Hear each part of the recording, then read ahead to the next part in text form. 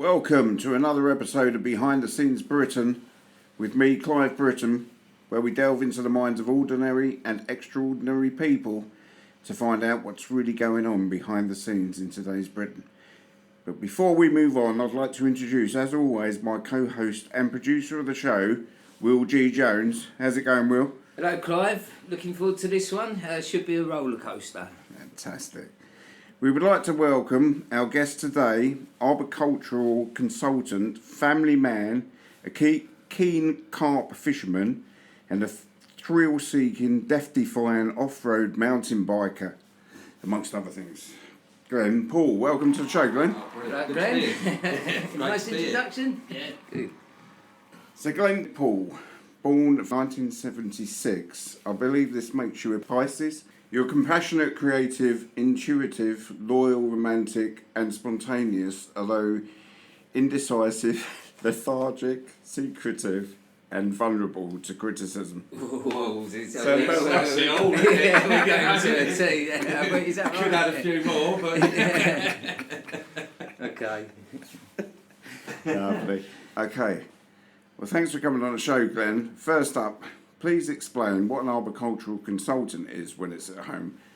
Please enlighten us and explain to our listeners exactly what you do for a living. We know it's a bit to do with trees, but how did you fall into it? What qualifications do you have? And is it something you've always been passionate about?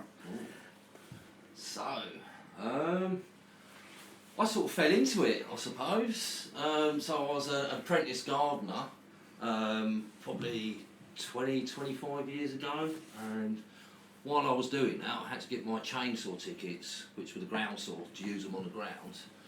And while I was doing that, I was working for Crawley Council as an apprentice gardener in the Memorial Gardens, and a couple of the blokes there, they'd left, and because I was an apprentice they asked me to go and help the tree gang.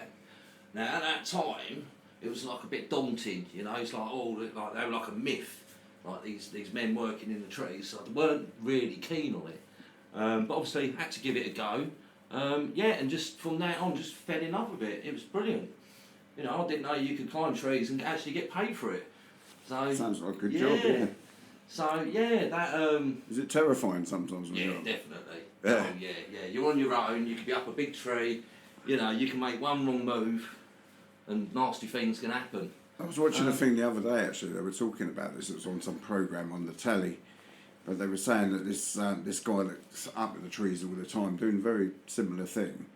To start off with, he would have been panic-stricken. Yeah. But now it's like a kind of a melody for him almost. Yeah, you sort of... Interesting. It's I don't know if it's the thrill of the chase, but you get like a buzz. Oh, right. And you overcome that, it's like a fear, and you overcome that fear, and it can be a great job. But you've got to have your wits about you. Yeah, I bet. Yeah. But that's the tree surgery. So Yeah, But now so- you're. so What, now how do you pronounce it? I'm an arboricultural consultant, so what I do now is I advise people on tree health. So obviously, when you start off as a tree surgeon, you're a groundsman, and if you're not careful, you'll go full circle. So you'll end up being a climber and that. But as you get on, you'll end up back round again. So what I did was thought, right, what am I going to do in the future? Whereabouts in this job can I go? And that's when I found out about consultancy and surveying trees.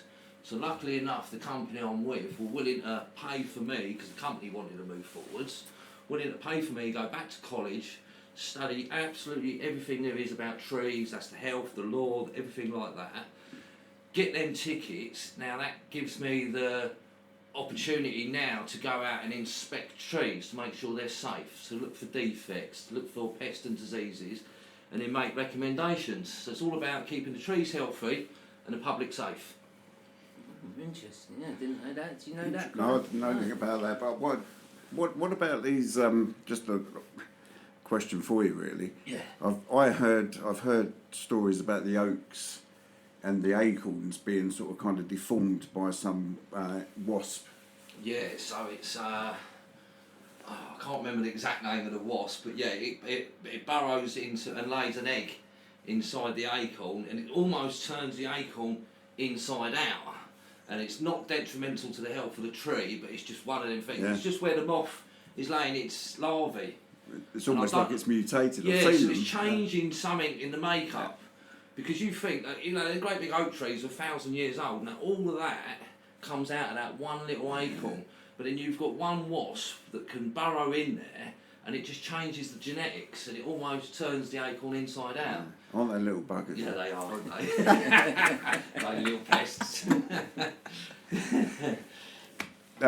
Tell us a little bit more about your family, Glenn. We know you were born in Crawley. You're married to Joe and have 2 boys, Kyle and Archie.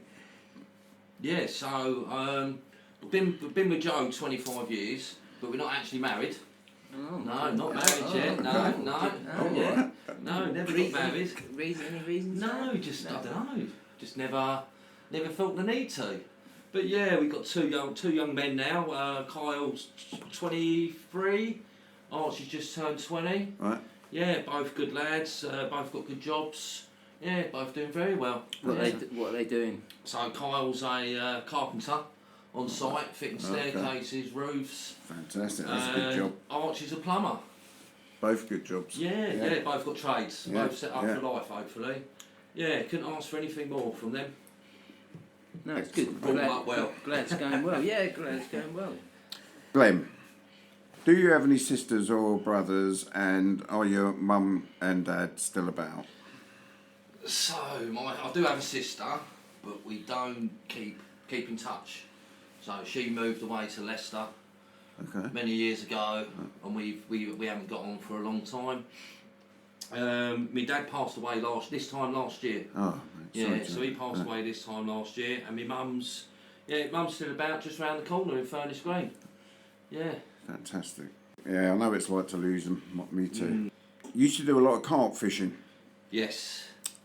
And also a lot, I hear, off-road mountain biking. Can you give us an insight into this? So the fishing, I think that took me back to when growing up with my dad, and that's what my dad used to do. And then obviously as my kids come of that age, that's what I did with them, and we used to be out every weekend catching carp, catching every fish you can, really. And it was, it's a boys' thing. And I suppose I did that because of what I used to do with my dad. Right. So it sort of brings that back with you. Is there a connection there between the danger and the trees and all that sort of thing, do you think? What, with fishing? Well, no, sorry, the mountain biking. Oh yeah, there's got to be there. Like I say, when you're a tree surgeon, you've got to be a certain sort of person to do that. I suppose it's the same with the mountain biking. So yeah. So you're getting the same thrill. I think you're chasing the buzz, yeah, isn't it? The thrill. Yeah. Yeah. You get a lot of satisfaction from it when it pays off. You come home with no accidents or anything like that. Absolutely. I'll do that again. Have you had any injuries? No, nothing. No, nothing badly. I've got a few mates that have had to be helicopters off site. Cause I've done the collarbone. Tell us about that. That's exciting. So we go over to. There's a group of us. Every other Saturday we go up to the Surrey Hills, and that's where the jumps are. And my mate Mick, we was all going down the hills and that. Mick done a jump, landed wrong. Thought he'd badly winded himself, but got up and he was like, "Oh, hang on, something's not right here." And it was his collarbone sticking out. So a helicopter had to get called and get him off to hospital. Nice. But he's got a nice plate in there and he still rides. But I'm a bit more careful. Yeah. Bit more careful. Yeah, good. Glad to hear it, mate. Do you feel that your outdoor activities help with your mental health?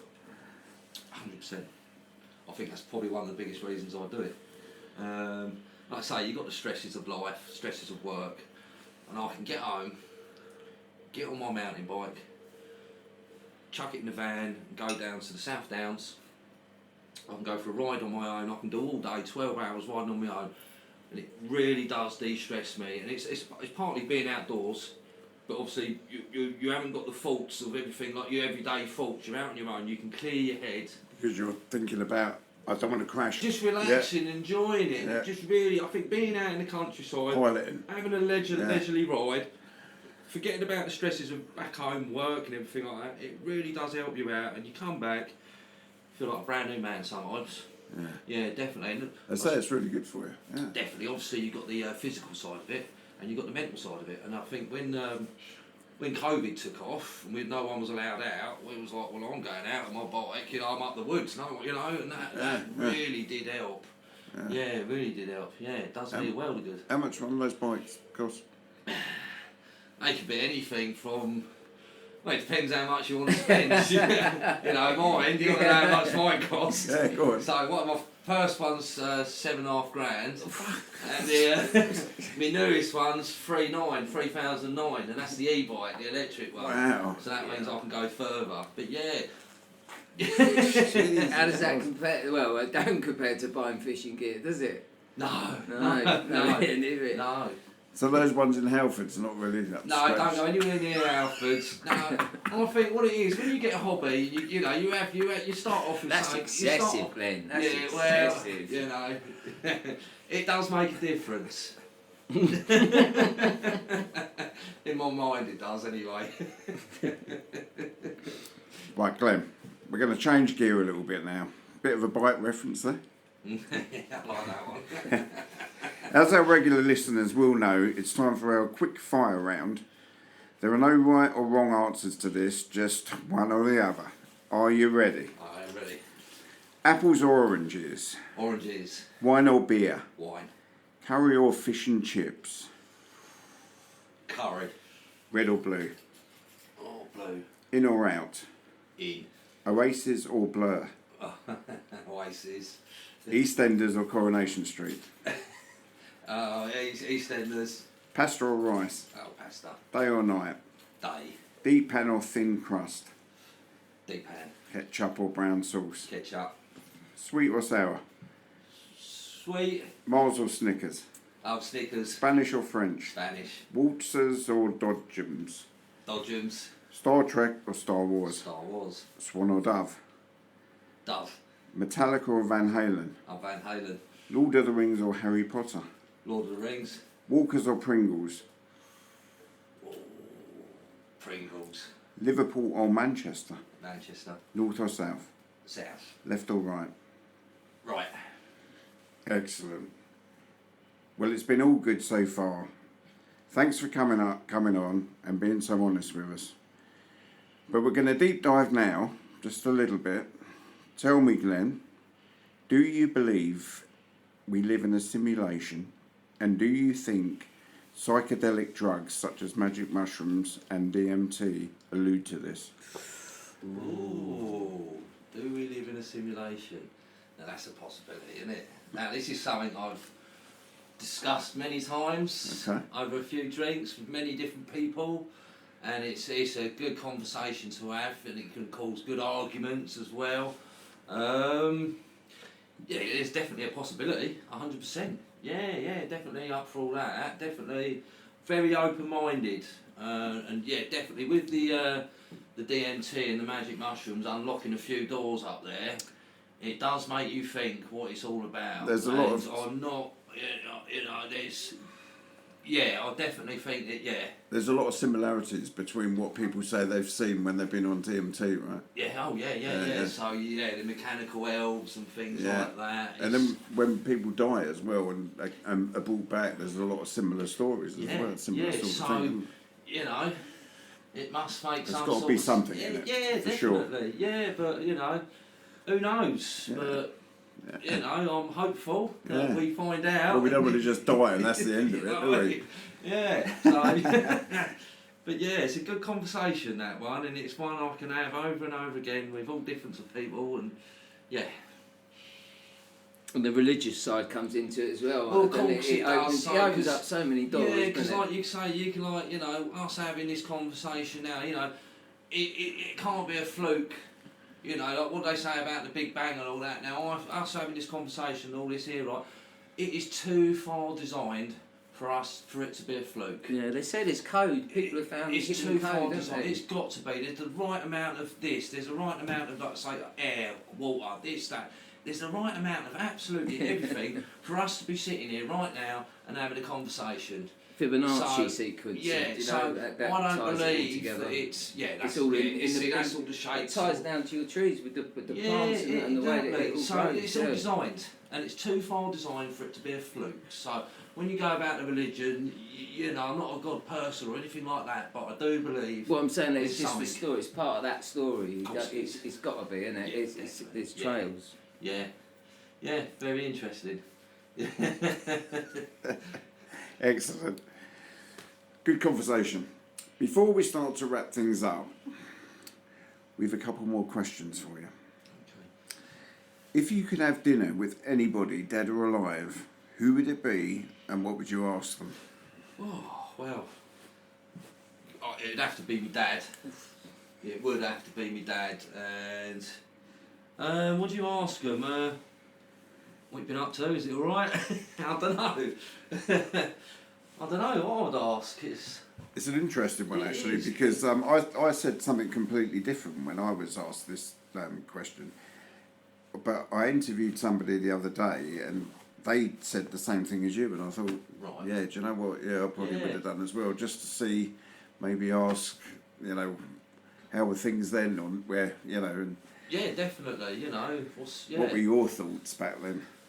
Because when you knew him when you were younger, it's a different kind Of of. course it is. It's totally. Yeah. Yeah. Yeah. But it's a tough question, that one.